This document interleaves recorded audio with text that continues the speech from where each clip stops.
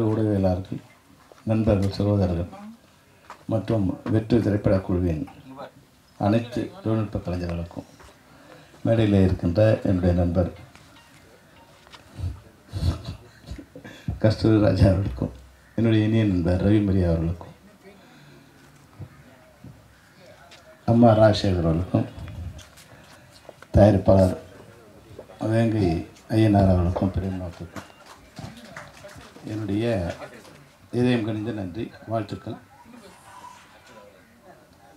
உண்மையாகவே இந்த திரைப்படத்தை நான் முதல்ல பிரேம் என்னை கூப்பிட்டாரு இது மாதிரி நீங்கள் வரணும்னா, பெரும்பாலும் நான் கலந்துக்கும் போது 2-3 விஷயங்களை தான் அது ஒரு ஏன்னா நிறைய ஒரு சின்ன பழமொழி இருக்குது, நாய்க்கு வேலை இல்லை ஆனால் நிற்க நேரம் இல்லை மாதிரி. பெரிய வேலை, என்னோடய வேலை எதுவும் இல்லை, ஆனால் ஓடிக்கிட்டே இருக்க ஒரு சுச்சுவேஷன் இருக்கும்போது நிறைய கொஞ்சம் அவாய்ட் பண்ணிடுவோம். ஆனால் பிரேம்நாத் என்னுடைய 30 வருஷத்தில் என் கூடவே நிழல் மாதிரி வந்துக்கிட்டே இருப்பார். நான் எங்கே போனாலும் அங்கே வந்துகிட்டே இருப்பார். நம்ம மேலே மிகப்பெரிய அபிமானம் உள்ளவர். இருந்தாலும் சில படங்களை போயிட்டு நான் என்ன பேசுகிறதே தெரியாமல் போயிட்டு ஏன் வந்தேன்னு நினைப்போம் இல்லையா. அதனால் அந்த ட்ரெய்லர் முதல்ல காமிடான்னு சொன்னேன். அந்த ட்ரெய்லரை பார்த்த உடனே உண்மையாகவே எனக்கு மிகப்பெரிய சந்தோஷமாக இருந்தது. ஒரு நல்ல திரைப்படத்தை நம்ம போய் துவக்கி வைக்க போகிறோம் அப்படிங்கிற அளவுக்கு அந்த ட்ரெய்லர் பார்த்தோன்னே இருந்தது. அதுபோல் அந்த ட்ரெய்லரில் ஒரு ஷாட் அந்த ஹீரோவை நடிக்கிற ராகேந்திரா ஷாட் பார்த்தோன்னே இந்த பையன் நிச்சயமாக எதிர்காலத்தில் ஒரு மிகப்பெரிய ஹீரோவாக இருக்கக்கூடிய அம்சம் எல்லாம் அதில் இருக்குது. நான் செம்பருத்திக்கு ஏறக்குறைய ஒரு 10-12 ஹீரோஸ் போட்டு ஷூட் பண்ணிகிட்டே இருக்கேன். ஒரு நாள் ஷூட் பண்ணுவேன், சரியாக வராது, மறுநாள் வேறு ஒரு ஹீரோ போட்டு ஷூட் பண்ணுவேன், பண்ணிகிட்டே இருப்பேன். ஒருத்தர் எனக்கு 1990க்கு புத்தாண்டு வாழ்த்துக்களை தியாகராஜன் சார் அமைச்சிருந்தார். அவரோட பையனோட ஃபோட்டோ போட்டு ஹாப்பி நியூ இயர்னு.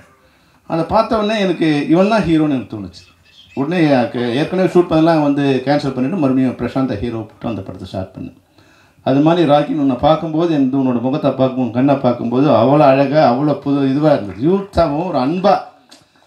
அதை பார்க்கும்போது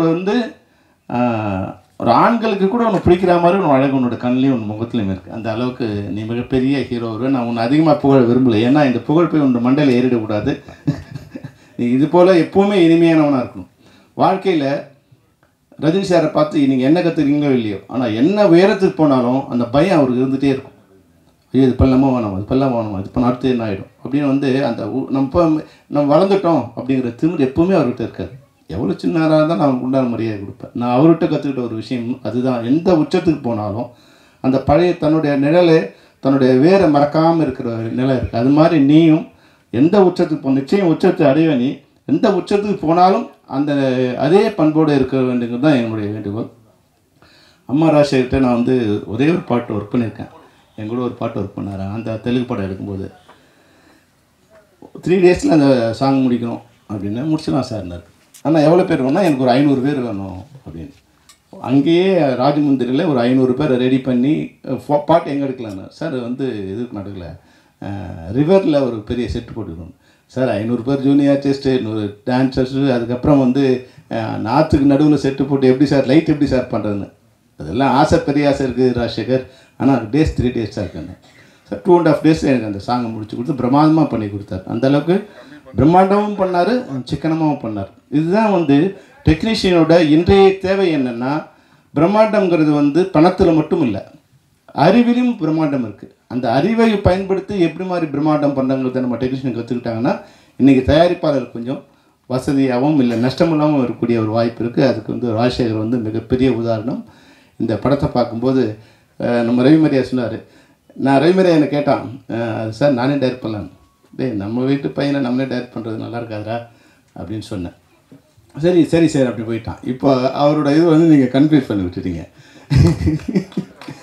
ஆனாலும் ரவி நீ பாரு, அவர் தமிழில் இன்ட்ரடியூஸ் பண்ணல பையனை, தெலுங்கில் இன்ட்ரடியூஸ் பண்ணார். தெலுங்கில் எப்பவுமே வாரிசு இப்போ ராமாரோட பையன் வெங்கடேஷ், இவர் ஏஎன்ஆர் பையன் நாகார்ஜுனா, சிரஞ்சீவி பையன் ராம்சரண், அல்லு அர்ஜுன் பையன் அல்லு அர்ஜுன். இது மாதிரி அங்கே வாரிசு ஒர்க் அவுட், பெரிய ஒர்க் அவுட் ஆகிருக்கும். இங்கே என்னென்னா இங்கே பெரும்பாலும் என்ன ஆகுன்னா அந்த வாரிசு மேலே ஒரு கோபம் வரும். இங்கே எல்லாருமே நடிக்கணும்னு ஆசைப்படுவோம்ல, இவங்க அப்பா ஹீரோ அதனால் இவனை கொண்டு வந்துட்டாங்க அப்படிங்கிற ஒரு வெறுப்பு பையன் மேலே ஒரு இது இருக்கும். அதை மீறி வர வேண்டிய இது தமிழ்நாட்டில் கொஞ்சம் அதிகம். அதனால் தனுஷ் வந்தது வந்து கஸ்தூராஜாவில் இல்லைப்பா. நீங்கள் வந்து தனுஷ் வந்தது தனுஷால் செல்வராகவன். ஏன்னா ஒரு அப்போ ஒரு ஆல்பர்ட் எடுத்துகிட்டு ஆஃபீஸ்க்கு வந்தார் வந்து கஸ்தூராஜ் சார். துள்ளுவதோ இளமையா இது எடுத்துகிட்டு இருந்தார். சரி இவர் வந்து ஏதோ அதுக்கு முன்னாடி படம் பண்ணியிருக்கார்ல, இவர் என்ன மாதிரி படம் பண்ண போகிறாரு அப்படின்னு பார்த்தா வேறு மாதிரி இருக்குது படம். அந்த ஸ்டைலும் இதுவும் எல்லாம் இருக்கு. நான் சொன்னேன் கஸ்தூராஜ் அது நீங்கள் பண்ண மாதிரியே இல்லையே, இது வேறு மாதிரி இருக்கே அப்படின்னு நான் சொன்னேன். அவர் சொன்னார் இல்லை சார் நம்ம பசங்க பண்ணுறானுங்க, பசங்க பேரை போட்டால் இப்போ வந்து தெரியாது இல்லையா, அதனால் என் பேரை போட்டிருக்கேன், பசங்க தான் பெருசாக பண்ணுறான் நான். ஆனால் இன்றைக்கி வந்து கஸ்தூராஜா பண்ணால் கூட பையன் பேர் போட்டு தான் ரிலீஸ் பண்ணணும் இப்போ. அதாவது தம் மக்கள் பெருமைக்கு இல்லையா, தன்னை விட தன்னோட வாரிசு தன்னோட மகன் வந்து அடுத்த ஸ்டேஜில் இருக்கும்போது அதுதான் உலகத்தில் ஒரு பெற்றோருக்கு எது சந்தோஷம்னா, என்னை விட என்னோட மகன் என் மகள் வந்து பெரிய நிலையில் இருக்குது தான் மிகப்பெரிய சந்தோஷம்.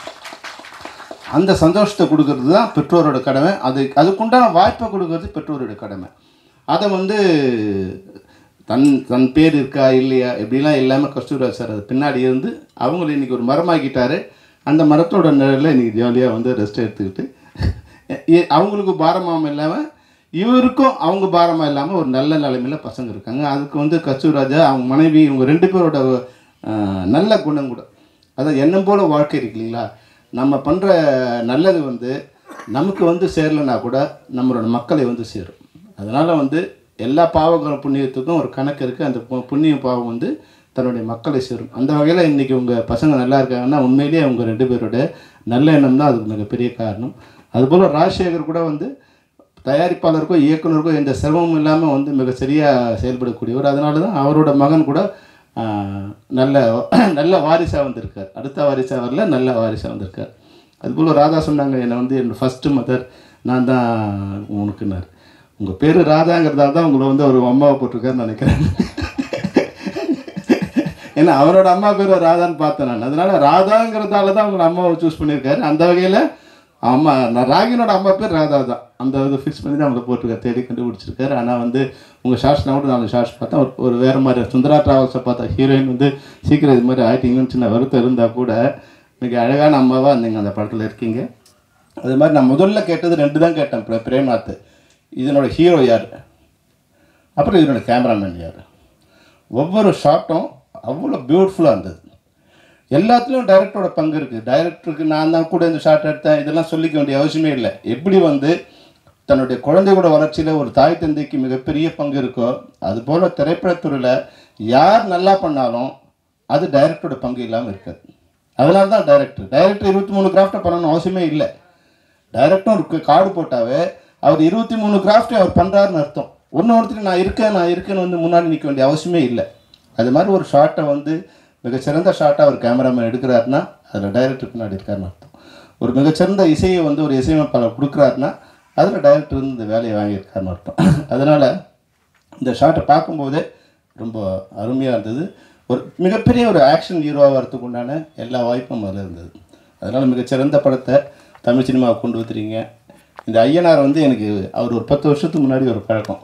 அவங்க ஊருக்கு ஏதோ ஒரு ஃபங்க்ஷன் எனக்கு கூப்பிட்டுருந்தார். ஏதோ ஒரு நாளில் முடிய போகிற உறவு நினச்சேன். அங்கே போனால் பார்த்தா அவர் அந்த ஊருக்கு ஒரு சூப்பர் ஸ்டாராக இருக்கார்.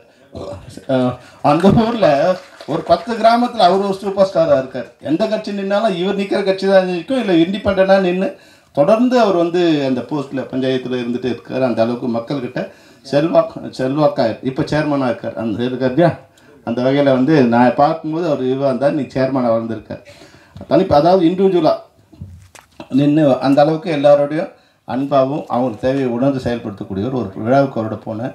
இன்றைக்கி தயாரிப்பாளராக வந்திருக்காரு. ஒரு ஒருத்தரோடு இணைந்து நீங்கள் வந்து இந்த படத்தை எடுத்துறீங்க. விரைவில் நீங்கள் ஒரு நிரந்தர நல்ல தயாரிப்பாளர் வரணும். அதுலேயும் பிரேம்நாத் வச்சுக்கிட்டே இருக்கணும். நீங்கள் நாங்கள் கஸ்ட்டு மாதிரி இருக்கோம், 10 வருஷமாக உங்களை பார்க்குறோம், கஸ்ட்டு மாறிட்டே இருக்கோம். ஆனால் அதை அரேஞ்ச் பண்ணுறவர் வந்து பிரேம்நாத்தை தான் இருக்கார். அதனால் நீங்கள் எங்கே பண்ணாலும் பிரேம்நாத் கூட தான் இருப்பீங்கன்னு எனக்கு தெரியும். இருந்தாலும் பிரேம்நாத் எப்படின்னா வந்து அந்த அன்புக்கு கட்டுப்பட்டவர் பிரேம்நாத். என்ன இதுவாக இருந்தாலும் என்ன சிரமமாக இருந்தாலும் நைட்டு 12 மணிக்கு நான் ஒரு வேலை சொன்னாலும் காலையில் 5 மணிக்கு கொண்டு வந்து அதை நிறுத்திடுவார். நைட்டு எல்லோரும் தூங்கின பிறகு சொன்னாலும் மக்கள் விழிக்கிறதுக்கு முன்னாடி கொண்டு வந்து அதை செஞ்சு முடிச்சிடுவார். அதனால தான் நான் வெளிநாட்டில் இருந்தால் கூட எனக்கு இந்த ஷார்ட்டை பார்த்தோம்னா முதல்ல வந்து இந்த வெட்டுன்னு ஒன்று இருந்தது. அது பார்க்கும்போது கொஞ்சம் ரக்கடாக பழைய மாஸ் படங்களோட இது மாதிரி இருந்தது. இப்போ சேஞ்ச் ஆகிருக்கு, அதனால் கொஞ்சம் சேஞ்ச் பண்ண நல்லாயிருக்கும் அப்படின்னு சொன்னேன். அதில் ஒரு ஷார்ட்டு, ஒரு டைலாக் எனக்கு ரொம்ப பிடிச்சிருந்தது. அதாவது வந்து காதலிக்காக சாகிற பார்த்துருப்போம், ஆனால் அம்மாவுக்காக சாகிற ஹீரோ பார்த்துருக்கீங்களான்னு. அப்போ இது அம்மாவை பேஸ் பண்ண ஒரு கதையாக இருக்கும் அப்படின்னு வந்து அம்மா மூலமாகவே அந்த டைட்டில் சரி பண்ணால் நல்லாயிருக்குன்னு ஒரு சின்ன ஒரு ரஃபாக ஒன்று. ஏன்னா இவருக்கு நான் சொல்லி அது டிசைனருக்கு புரியாது, அதனால் எனக்கு வந்து மேக்ஸ் நல்லா தெரிஞ்ச ஒரு தம்பாவிட்ட வீடியோ கால் பண்ணி கொடுத்து ஒரு ஐடியா சொன்னேன். அது நல்லா இருந்தால் பாராட்டுங்க, நல்லா இல்லைனாலும் அந்த விமர்சனத்தை நான் எடுத்துக்கிறேன். ஏன்னா ஒரு சின்ன ஒரு ஐடியா, அந்த ட்ரைலரை பார்க்கும்போது இந்த நிகழ்ச்சியில் நம்ம கலந்துக்கணும், இதில் நம்ம கான்ட்ரிபியூஷன் இருக்கணும். இதில் எப்பவுமே ஜெயிக்கிற கட்சிக்கு தான் நிறைய பேர் ஓட்டு போடுவாங்க. நம்ம ஜனங்களில் ஒரு 30% வந்து கட்சி சார்பாக போடுவாங்க. அந்த 40% என்ன பண்ணுவாங்கன்னா, எந்த கட்சி ஜெயிக்கும், என் ஓட்டு வந்து வேல்யூபிளாக இருக்கணும்னு.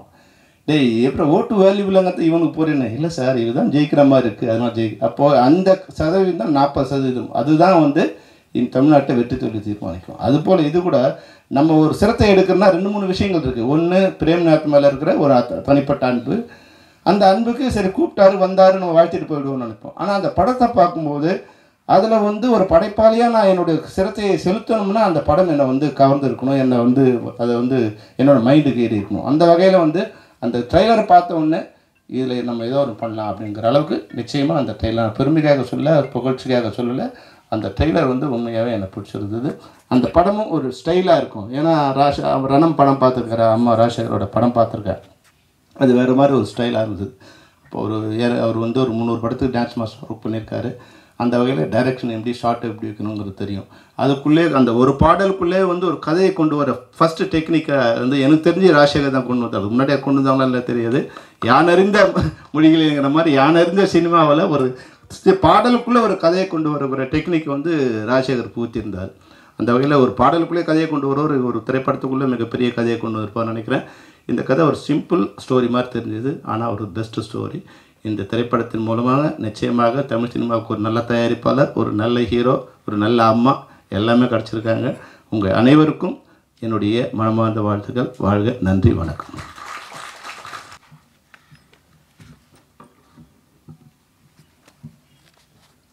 முதல் வணக்கம். தமிழ் சினிமாவின் தலையெழுத்தை நிர்ணயிக்கும் மீடியாக்களுக்கு ஒரு வேளை மிஸ் ஆகி போச்சுன்னு வைங்க, அது ஒரு குறையாக சொல்லி மேடையில் இருக்கும் அனைத்து நண்பர்களுக்கும் வணக்கம்.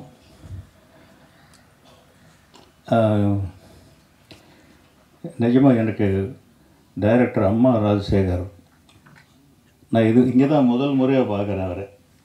பட் ரொம்ப நாளாக கேள்விப்பட்டுக்கிட்டே இருக்கேன். தெலுங்கு ஆந்திராவுக்கு போனாலும் பேசுகிறாங்க, இங்கேயும் பேசுகிறாங்க. ஒரு தில்லு வேணும் அதுக்கு. அதாவது ஒரு அசிஸ்டன்ட் டைரக்டராக நான் 40 படத்துக்கு மேலே ஒர்க் பண்ணேன். அப்புறம் டைரக்டரானேன், 10 படம் ஒர்க் பண்ணிவிட்டு. பட் இன்றைக்கெல்லாம் வேறு மாதிரி இருக்குது. அதில் ஷார்ட் ஃபிலிம் பண்ணிவிட்டு டைரக்ட் பண்ணணுன்னு தான் வராங்க. அவர் ஒரு டான்ஸ் மாஸ்டராக இருந்து இயக்குனர் ஆனது. இன்னொருத்தர் கூட இருக்காருன்னு நினைக்கிறேன், லாரன்ஸ் மாஸ்டர். அவர் நடிகர் அவங்களும் இருக்கார். அதனால் இப்போ ராஜசேகர் சார் வந்து ஒரு சிறப்பான ஒரு திறமை தான் அது. ஏன்னா அவங்களுக்குள்ள அந்த க்ரியேட்டிவிட்டி இல்லைன்னா அவங்க நடன அசைவுகளே அமைக்க முடியாது. அவங்க டைரக்டரோட சிறப்பான கலைஞர்கள், அவங்க டான்ஸ் மாஸ்டர்கள். அதனால் அவருக்கு என்னுடைய வாழ்த்துக்கள். நான் இங்கே வந்ததுக்கு ஒரே காரணம், இந்த படம் இல்லை, நீங்கள்லாம் இல்லை. பிரேம்நாத் பாப்பா கொஞ்சம் மூடி, இது உனக்காக தான் கொண்டு வந்தேன். அங்கே இருந்து என்ன அவன் துண்டு எடுத்துகிட்டு போகிறானேன்னு யோசிப்பாங்க. எனக்கு கொடுத்ததை நான் உனக்கு கொடுத்ததை. வாசு மாஸ்டர் எங்கே வாங்க, இங்கே இன்னொரு துண்டு இல்லை, ஒன்று தான் கொடுத்தாங்க.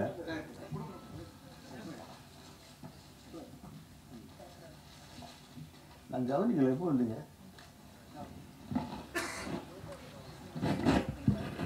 கரெக்ட். இந்த 2 பேரையுமே என்னால் மறக்கவே முடியாதுங்க வாழ்க்கையில். இந்த உயரத்திற்கு அவங்க ஒரு காரணம். அது ஏன்னு அவங்களுக்கே தெரியாது. தெரியுமா? தெரியாது. செல்வமணிக்கு தெரிஞ்சிருக்க வாய்ப்பு இருக்குது. ஏன்னா நம்ம தமிழ் சேம்பர் தமிழ் படைப்பாளிகள் சங்கம்னு ஆரம்பிக்கிற பாலச்சந்தருக்கு அடியெல்லாம் விழுந்தது அதில். அந்த மாதிரி ஒரு ஆரம்பிக்கிற நேரத்தில் பெப்சியோடு நம்ம ஒர்க் பண்ணக்கூடாது அப்படின்னு ஒன்று போட்டாங்க. நான் வீரத்தாலாட்டுன்னு ஒரு படம் எடுத்துகிட்டு இருந்தேன். அது 1997 97 இல்லை 97 98.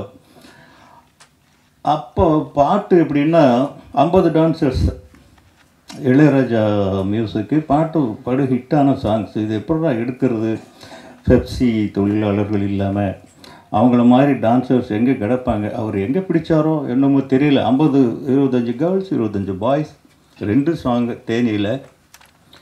அதில் தான் நான் அவரை முதல்ல பார்த்தேன். தமிழ் படைப்பாளியாக ஒரு தமிழனிடம் வந்தவர் வாசு. இந்த வாசு தான் நான் இங்கே நிற்கிறதுக்கு முதல் காரணம். அவருக்கு உதவியாளராக வந்தவர் பிரேம்நாத். அப்பப்போ அதுக்கப்புறம் சந்திப்பேன். நேற்று அதிர்ச்சி ஆகிட்டேன், என்னடா என்னையா தயாரிப்பாளர்னு சொல்கிற. அது அவ்வளோ ஈஸியான வேலையை உண்மையிலே சொல்கிறேன். அம்மா ராஜசேகர் இந்த படத்துக்கு எவ்வளவு கஷ்டப்பட்டிருப்பாருன்னு எனக்கு நல்லா தெரியும். As a father, as a producer, இது ரெண்டுமாவும் நான் இருந்த உண்மையிலேயே இங்கே நான் நிற்கிறதுக்கு துள்ளுவதோ இளமை ஆடியோ லான்ச்சில் நிற்கிற மாதிரி தான் நிற்கிறேன். அந்த பையனை பார்க்கும்போது அந்த வயசில் தனுஷ் எப்படி இருந்தோ அப்படியே தான் இருக்கார். நான் துள்ளுவதோ இளமை, காதல் கொண்டேன் ரெண்டுக்குமே ஆடியோ லான்ச் எதுவும் பண்ணலை. அப்போ அதுக்கெல்லாம் வசதி இல்லை இன்னைக்கு.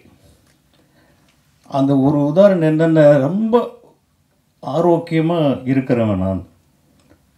இன்றைக்கி 72 இயர்ஸ் ஆகுது எனக்கு. நான் நிற்கிறத வச்சே நீங்கள் சொல்லலாம் நான் ஆரோக்கியமாக இருக்குன்னா இல்லையா அப்படிங்கிறது. எனக்கு இப்போ சுகர் இருக்குது. எப்போ சுகர் வந்ததுன்னு என்னால் டேட் வைஸ் கூட சொல்ல முடியும். துள்ளுவத இளமை, காதல் கொண்டேன், அந்த 2 படம் ரிலீஸ்க்கு அப்புறம் தான் இந்த விஜய் ஹாஸ்பிட்டலில் போய் செக் பண்ணோம், சுகர் இருக்குன்னாங்க. 2 சுகர், 2 பிள்ளைங்க நல்லா வந்துருச்சு, அது ஒரு சுகர் கூட, இது ஒரு சுகர், 2 சுகர் வந்தது. ஆனால் ராஜசேகர் சார் உங்களுக்கு சுகர் வரக்கூடாது, நீங்கள் உங்களுக்கு ஆமாம், நீங்கள் ஒரு ஒற்றுமை இருக்குமா அதில். நான் இவ்வளவு தூரம் நிற்கிறதுக்கு என் மனைவி தான் காரணம். எனக்கு அவங்க துள்ளுவதோ இளமையில் நாட்டுப்புற பாட்டு தான் என்னுடைய முதல் ப்ரொடக்ஷன். அது 1 இயர் ஓடிச்சு அந்த படம். நீங்கள் வைப்பீங்க, ஓ நீங்கள் ரொம்ப நாளாக எனக்கு தொந்தரவு பண்ணிக்கிட்டே இருந்திருக்க, எனக்கு தான் தெரியல. அப்போ இருந்து இந்த இடத்துல என் மனைவியை பற்றி நான் சொல்லித்தான் ஆகணும். என் மனைவி விஜயலட்சுமியை பற்றி சொல்லாமல் எந்த மேடையிலிருந்தும் நான் இறங்க மாட்டேன், கழுத்தை பிடிச்சவர்கள்னா கூட. ஏன்னா அவங்க இல்லைன்னா இந்த குடும்பமே இல்லை இன்னைக்கு வரைக்கும். அவங்க ரொம்ப சொற்பமான படிப்பு, ஒரு கிராமத்துலேடி. ஏதோ நான் ஒரு அந்த நேரத்தில் ஒரு உத்தியோகம் பார்த்துட்டு இருந்ததுனால ஏமாந்து எனக்கு பொண்ணை கொடுத்துட்டாங்க. வந்தாக்க மதுரையில் வந்து குடியிருந்தோம். 2 ரூபா கொடுத்து கத்திரிக்காய் வாங்கிட்டு வர சொன்னாக்க பாக்கி சில்லறை எண்ணி வாங்க அவங்களுக்கு தெரியாது. அவ்வளவு இன்னசென்ட்டு. இது என்னடா யோசிக்கிறேன் நான். நிஜமாக ஒவ்வொரு ஆணும் யோசிக்க வேண்டிய யோசனை இது. நான் யோசித்தேன், ஏன் இந்த அம்மா இப்படி இருக்காங்க, இப்படி வச்சுட்டா அது எப்படி இவங்க. அதுக்கப்புறம் காலங்கள் போகுது, சென்னைக்கு வர்றோம், படம் தயாரிக்க வேண்டிய நிலைமை வருது. அப்போ தான் நான் அப்போ யோசித்ததனுடைய விளைவு, இவங்களை ஏன் ப்ரொடியூசர் ஆக்கக்கூடாது, ஒரு நல்ல ஒரு பையை வாங்கி கொடுத்து ஏமாற்றணும் இல்லையா. பை நிறைய கடன் வாங்கி பணத்தை போட்டு அந்த தோளில் போட்டு நீ தான் ப்ரொடியூசர். விஜயலட்சுமி கஸ்தூரி ராஜா வழங்கும்னு போட்டு, அதுக்கப்புறம் 1000ல் ஒருவன் அப்படின்னு ஒரு படம் 33 கோடி ரூபா பட்ஜெட்டு, அதையும் அவங்க தான் எடுத்தாங்க. அந்த திறமையை அவங்களே வளர்த்துக்கிட்டதுனால அவங்க பட்ட கஷ்டங்கள், கோர்ட்டுக்கெல்லாம் போயிருக்கோம், ஸ்டேஷனுக்கெல்லாம் போயிருக்கோம். நீங்கள் இவ்வளோ தூரம் பண்ணுவீங்க, கூட இருக்கீங்க அப்படிங்கும்போது நீங்கள் எவ்வளோ சிரமப்பட்டிருப்பீங்க அப்படிங்கிறத என்னால் உணர முடியுது. அதுக்காக சொல்கிறேன். வந்துச்சா? இதனால தான் வந்ததா? இல்லை பயப்படாதீங்க, உங்கள் பையன் ரொம்ப சுகர் மாதிரி இருக்கார், உங்களை நல்லா காப்பாற்றுவார், நல்லா பண்ணியிருக்காரு. அந்த ட்ரைலர் பார்த்தோம். அற்புதமான ட்ரெய்லர். ஒரு புது பையன்னு யாராலையும் சொல்ல முடியாது. இப்போ நீங்கள் ஒரு கட்டாயமாக வாரிசுகள் வரணுங்கிறதில்ல, தலையெழுத்து இருந்தால் வந்து தான் தீருவாங்க. நீங்கள் என்ன சொன்னாலும் படிக்க வைக்க முடியாது. செல்வராகவன் அவருக்கு என்ஜினியரிங் சீட். நான் ஊர்லேருந்து கிராமத்துலேருந்து வந்ததே டாக்டர், என்ஜினியர், இந்த 2 கனவுகளோடு தான் வந்தேன். பிள்ளைகளை படிக்க வைக்கணும் அப்படின்ட்டு. பொம்பளை பிள்ளைங்க 2 பேரும் டாக்டர் ஆகிட்டாங்க. செல்வராகவன் என்ஜினியர் ஆகிட்டார். தனுஷ் வந்து +2 நானே பிடிச்சி கூட்டிகிட்டு வந்துட்டேன். செல்வராகவனுக்கு என்ஜினியரிங் சீட்டு வாங்கிறதுக்கு இத்தனை படம் எடுத்ததுக்கு நான் கஷ்டப்படல. அவ்வளவு கஷ்டப்பட்டு வாங்கி கொடுத்து தேர்ட் இயர் முடிஞ்ச உடனே வந்தார். அப்படி புக்கை தூக்கி எறிஞ்சிட்டு, அம்மா காஃபி, அப்பா நோ காலேஜ், நோ படிப்பு. என்னடா சொல்கிறேன் இவன், எனக்கு நான் ஏதோ ஜோக் அடிக்கிறேன்னு நினச்சேன். இல்லைப்பா சீரியஸாக தான் சொல்கிறேன், சினிமா தான். இப்படி பாலச்சந்தர் மாதிரி இப்படி பிடிச்சி சொல்கிறார். இதாங்கிறான். அந்த சீட்டு வாங்கிறதுக்கு தெருவாக அசிஸ்டன்ட் டைரக்டர் கூட நான் அவ்வளோ வலையிலைங்க. வாங்கி ஈஸியாக சொல்கிறான். எனக்கு வயிறு பற்றி எறியுது. என்னடா இவன், அவங்க அம்மா அடிக்க போகிறாங்க. டேய், சோத்துக்கு இல்லாமல் சென்னைக்கு வந்தோம், உங்கள் அப்பா எவ்வளோ கஷ்டப்பட்டு உன்னை படிக்க வச்சாரு. இல்லைம்மா நோ படிப்பு. இவ்வளோ இந்த 3 ஒரே வார்த்தையை தான் திருப்பி சொல்கிறான். நோ படிப்பு, சினிமா. அப்புறம் தான் இவனை ஏமாத்துறதுக்கு என்னடா வழின்னு நான் ஒரு பொய் சொன்னேன். தம்பி, உங்கள் அப்பா வர்றதுக்கு முன்னாடியும் சினிமா இங்கே தான் இருந்தது, இப்போவும் இங்கே தான் இருக்குது. உங்கள் அப்பாவுக்கு பிறகும் சினிமா இருக்கும். பட் இந்த படிப்பு இப்போ தான் வரும். இதை விட்டுட்டீங்கன்னா உங்கள் அப்பாவுக்கு உனக்கு உன் பேருக்கு முன்னாடி போடுற உங்கள் அப்பாவுடைய இனிஷியல் தவிர உனக்கு எதுவுமே இருக்காது. படித்து முடிச்சுட்டு வா, நான் எப்படியாவது உனக்கு சினிமாவுக்கு வரதுக்கு ஏற்பாடு பண்ணுறேன் அப்படின்னு ஒன்றுமே சொல்ல. மறுநாள் ஜாலியாக காலேஜுக்கு போயிட்டான், படிச்சுட்டான். Medallist, mechanical engineer. நான் அதுக்கு முன்னாடி என்ன பண்ணேன், இவர் அமெரிக்காவுக்கு அனுப்பி படிக்க வைக்கலான்னு ஒரு ஏற்பாடு பண்ணி வச்சுருந்தேன். அதை மெல்ல சொன்னேன், இப்போ இந்த மாதிரிப்பா அமெரிக்காவில் போய் படி, சினிமாவும் படிக்கலாமா, 2ஐயும் படி. சினிமாவும் படிக்கலாங்கிறது பொய். அவரை வந்து டெக்ஸ்டைல் இன்ஜினியராக ஆக்கணுங்கிறது என்னுடைய கனவு. அவர் என்னை நாடு கடத்துறதுக்கு பிளான் பண்ணுறீங்களா, அதெல்லாம் வேறு. நீங்கள் சொன்னதை நான் செஞ்சேன், நான் சொன்னதை நீங்கள் செய்யுங்க. இது 2 தான் அக்ரிமெண்ட். அவர் போகலை. அதுக்கப்புறம் படிப்புக்கு போகலை, வேலைக்கு போகலை. எந்த டைரக்டருமே அவர் சேர்த்துக்க மாட்டேங்கிறாங்க. கஸ்தூரி ராஜாவுடைய பையன்கிற ஒரே காரணத்தினால. செல்வமணிட்டு கூட வந்திருப்பேன்னு என்னன்னு தெரியல. அவங்க நிறைய பேர்கிட்ட கேட்டேன், ஐயோ நான் இப்படியே நான் என் பையன்னு திட்டுவேன், உங்கள் மகனை நான் திட்டுறது போகலை. அப்புறம் அவரே காதல் குண்டேன்னு வந்தது. எதுக்கு சொல்கிறேன்னா, படிக்க வச்சாலும். எனக்கு ஒரு மெசேஜ் சொல்ல மறந்துட்டேன். என் பேரன் ஹீரோவாக நடிச்சிருக்கான். இப்போ நிலவுக்கு என் மேலே என்னடி கோபம், 3வது தலைமுறை அந்த இடத்துல வருது. +2 நல்ல ஸ்டூடெண்ட்டு. படிப்பு நிறுத்திட்டு அவங்க மாமா தனுஷ் வந்து கூட்டிகிட்டு போய் நடிக்க வச்சிட்டான். ஆக படிக்கணும், வந்தால் படிக்கணும். அதனால் என்ன பிரயோஜனம்? அதை விட சினிமாவை படித்தா அங்கே அந்த பையன் சொன்னான், அந்த என் பேரன் வந்து சொன்னான், நான் விஸ்காம் படிக்க போகிறேன் தாத்தா அப்படின்னா. எதுக்குடா, நம்ம வீட்லேயும் 3 விஸ்காம் இருக்கு, நீ போய் என்ன அங்கே போய் காலேஜில் படிக்க போகிற, போ மாமாட்ட போயிரு அப்படின்னு அவரோட கொஞ்ச நாள் இருந்தால் ஏதோ நடிக்க வச்சுட்டான். ஆக 4 வருஷம் வீணாக போய்டும் ஒரு டிகிரி வாங்குறதுக்கு. யாரையும் படிக்க வேணான்னு சொல்ல, படிக்க வந்தால் படிப்பு தான். படிப்பு வரலையா, சினிமாவா, அந்த சினிமாவில் போட்டு அமைக்குங்க. அதில் அவன் திறமையை வளர்த்துக்கட்டும். அவன் படித்து முடித்து அதுக்கப்புறம் அவன் தாடியை வளர்த்து, ஒவ்வொன்றுக்கும் ஒரு பருவம் இருக்குது, ஒரு பக்குவம் இருக்குது. எது வருமோ அதில் பிள்ளைங்களை செலுத்துறது தான் புத்திசாலித்தனம். அந்த பையனுக்கு நல்ல சினிமா வருது, நல்ல கண் இருக்குது, நல்ல அழகாக இருக்கான், ஃபிட்னஸ் ரொம்ப எவ்வளோ கஷ்டப்பட்டாரு தெரில, இவ்வளோ நல்லா ஃபிட்னஸ் இருக்குது. இதுக்கெல்லாம் என்ன பாடுபடுறாங்கன்னு எனக்கு பசங்களை நான் பார்த்துட்டு தானே இருக்கேன். தனுஷ் 6 பேக்கெல்லாம் வச்சுருக்காரு. அப்படின்னா ஒரு தடவை இது இந்த பொல்லாதவன் ஷூட்டிங்கில் வந்து கெய்டி தியேட்டரில் எங்கே நடக்குதுனாங்க போனோம், ஷூட்டிங் பார்க்க போகலாம் அப்படின்ட்டு. அப்போ அந்த கிளைமாக்ஸ் ஃபைட் எடுக்கிறாங்க, 6 பேக்கு காமிக்கிறது. ஒரு ஷாட்டை முடிச்சுட்டு ஓடி வந்து அப்படியே மல்லாக்கப்படுத்து இந்த தூக்கி அந்த வேர்வை செஞ்சு மறுபடியும் ஷாட் அடிங்கிறாங்க, ஓடுறான். வயிறு எரிஞ்சிருச்சுங்க, பெத்த பிள்ளை இவ்வளோ டார்ச்சர் பண்ணியாட நம்ம நடிக்க வைக்கிறோம் அப்படின்னு. அவ்வளவு கஷ்டப்பட்டு தான் அந்த இடத்த தக்க வைக்க முடிஞ்சது. அது மாதிரி நீ எவ்வளோ கஷ்டப்பட்டு போய் எனக்கு தெரியல, அதை விட்டுறாது. அதுதான் கேபிட்டல் ஒன்றுக்கு. சிவகுமார் அடிக்கடி சொல்லுவார், நடிகனுக்கு உடம்பு தாண்டா முதலீடு அப்படின்னு. அந்த மாதிரி அதை விட்டுறாத. உனக்கு நல்ல டேலண்ட் இருக்குது, படி, வந்தா படிக்கிறேன்னு ஏமாத்திக்கிட்டு படிக்காத. நடிக்கதான் மாதிரிதான் நடி, யார் சொன்னாலும் கேட்காத. Decision making useful.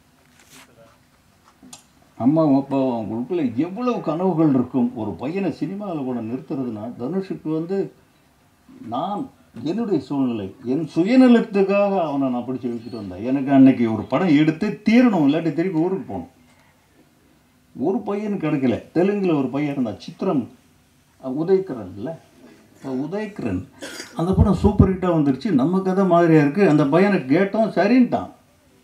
Okay, ஷூட்டிங்லாம் டேட்ஸ்லாம் fix பண்ணி பிளான் பண்ணிட்டோம். திடீர்னு உஷாகரன்லேருந்து ஃபோன் பண்ணுறாங்க, அந்த பையன் நடிக்க முடியாதுங்க, நம்ம டேட்ஸு கொடுத்த அட்வான்ஸ் எல்லாமே போகுதுங்கும் போது வேறு வழியிலன்னு அப்போ தான் ஞாபகம் வருது. அடைச்சி நம்ம வீட்டில் ஒரு பையன் இருக்கானே அப்படின்னா வீட்டில் சொல்லக்கூட இல்லைங்க, வாடா நான் ஸ்கூலில் ட்ராப் பண்ணுறேன்னு ஷூட்டிங் ஸ்பாட்டுக்கு கூட்டிகிட்டு போயிட்டேன். அங்கே வந்து அலறான், அப்படி இப்படி அலறான். அவர் எக்ஸாம் டைம் வரும், 2 மாதம் ஹாலிடேயில் முடிக்கிறேன்னு ஆரம்பித்து ப்ராமிஸ் பண்ணி வீட்டில் எல்லோரும் எகென்ஸ்ட்.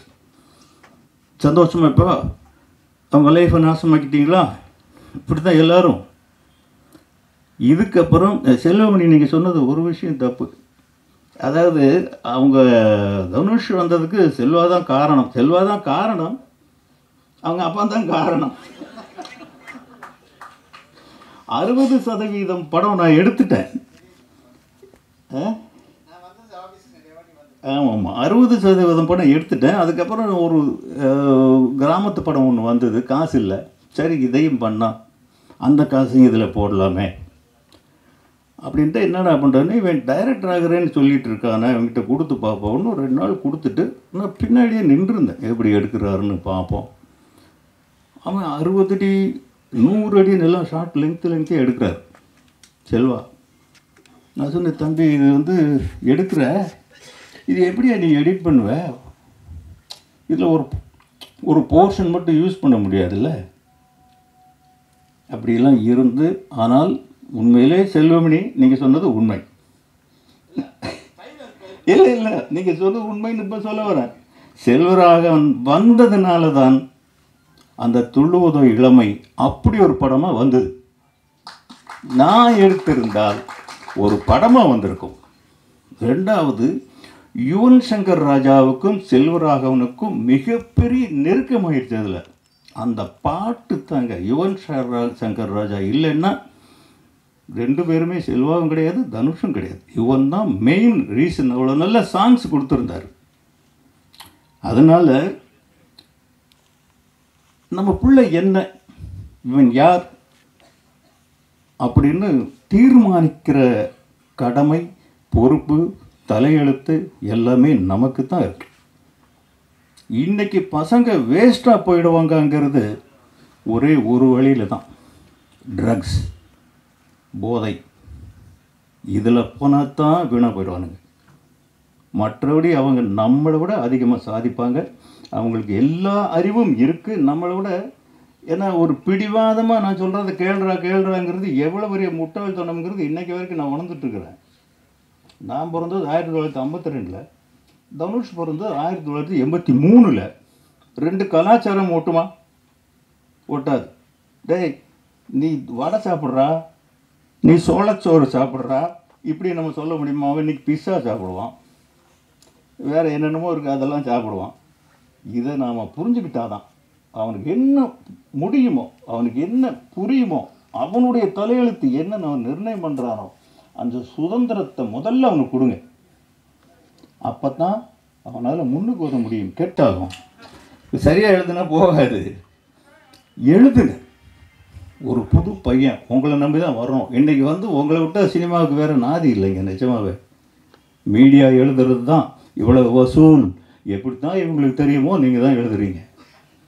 இத்தனை கோடி டாக்ஸு நீங்கள் தான் எழுதுறீங்க. எப்படி எங்களுக்கு தெரியல, படம் எடுத்தவங்களுக்கு உங்களுக்கு தெரியுது, எழுதுறீங்க. எழுதுங்க. எதையாவது ஒரு படத்துக்கு அங்கேருந்து வந்திருக்கோம், உங்கள் மூலமாக தான் போய் சேரணும், வேறு வழியே இல்லை. இன்றைக்கி போஸ்டர் ஒட்டுற கலாச்சாரம் போயிடுச்சு, ட்ரெய்லர் போடுற பழக்கம் போயிடுச்சு, ஒவ்வொரு தியேட்டருக்கும் ட்ரெய்லர் அனுப்புவோம், அதுவும் போயிடுச்சு. இன்றைக்கி என்ன இருக்குது? உங்களை தவிர வேறு வழியே கிடையாது. உங்களை ரெக்வஸ்ட் பண்ணி கெஞ்சி கேட்டுக்கிறேன், இந்த படத்தை பற்றி 4 நல்ல வார்த்தை எழுதுங்க. அந்த பையன் பெரிய ஹீரோவாக வருவாருங்கிற அறிகுறிகள் அத்தனையும் இருக்குது. உங்களை விட அதிகமாக மறுபடியும் கூட்டம் கூட்டி உங்களை இன்னும் உங்களோட உறவு வச்சுக்குவார் அவர். அதில் எந்த விதமான சந்தேகமும் கிடையாது. அவனுடைய வாழ்க்கையின் கதவுகளை நீங்கள் திறந்து விடுங்க. நன்றி, வணக்கம். நன்றி சார். எப்படி இருந்தது அப்படிங்கறத பத்திலாம் please share a few words. யாராவது கொஞ்சம் கேப் விட்டீங்கன்னா உங்களுக்கு அழகா வந்துருவாருன்னு நினைக்கிறேன். ப்ளீஸ். It's okay. யார்